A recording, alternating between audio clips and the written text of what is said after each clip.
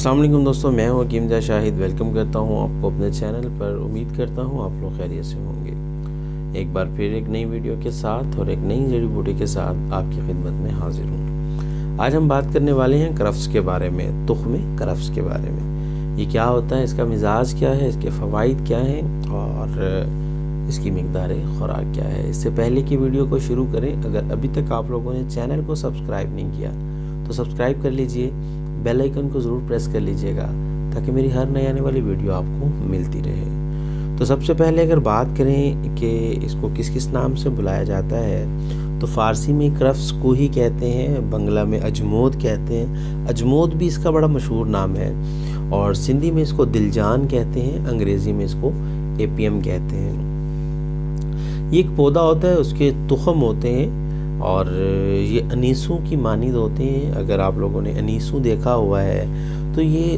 उससे मिलते जुलते बीज होते हैं। ये थोड़े छोटे होते हैं, अनीसों थोड़ा सा बड़ा होता है। इसका मज़ा भी मतलब तेज़ होता है और ये खुशबूदार होते हैं। अब ये तुख्म भी काबिल इस्तेमाल है और जो इसका पौधा होता है उसकी जड़ भी बतौर अद्वियात में इस्तेमाल की जाती है। उसको बेखे करफ्स कहते हैं। अब बात करें अगर इसके मिजाज की, तो गर्म खुश्क होता है ये दर्जा दोम में।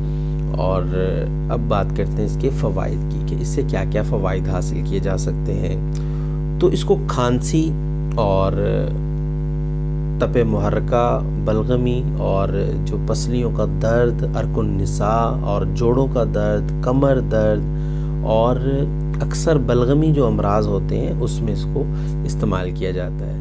इसके अलावा जिगर के सुद्दों को खोलने के लिए, भूख लगाने के लिए और री को खारिज करने के लिए भी इसको इस्तेमाल किया जाता है।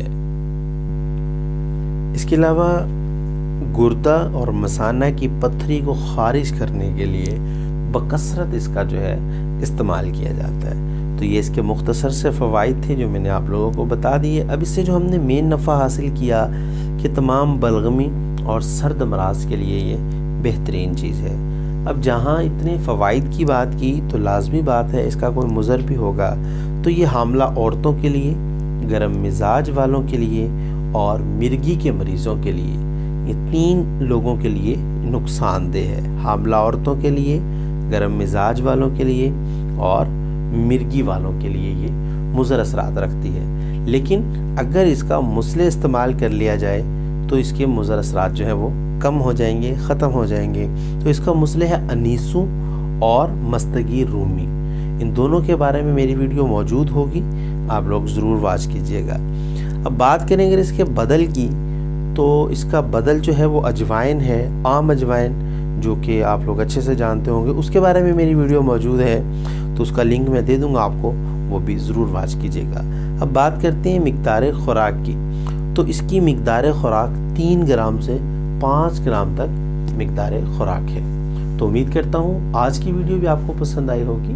अगर वीडियो पसंद आई है तो लाइक कीजिएगा, शेयर कर दीजिएगा ताकि आपके साथ साथ दूसरों का भी फ़ायदा हो जाए। तो आज के लिए इतना ही। मिलते हैं किसी अगली वीडियो में। हकीम ज़ा शाहिद को इजाज़त दीजिए। अल्लाह हाफ़िज़।